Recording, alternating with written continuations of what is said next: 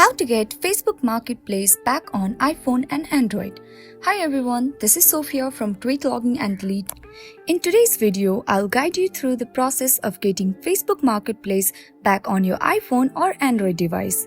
So the very first thing that you need to make sure is that you have installed the application Facebook on your device.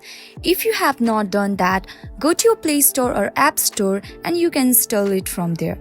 Once it has been installed, open your Facebook app and you will land on the home page of Facebook. Then click on your profile icon at the bottom right corner.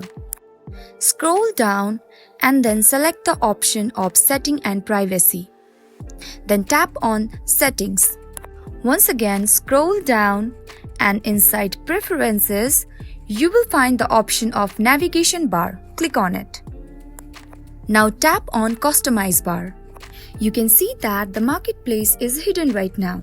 In order to get it back, what you want to do is tap on this down arrow button beside the marketplace and then click on Pin. Once you click on Pin, you can see your marketplace is back. Now you can simply go ahead to your marketplace and then sell or buy the product that you want to. If you click on the categories option, you will be able to choose your specific item that you are looking for. And there you have it. Getting Facebook Marketplace back on your phone is as simple as that.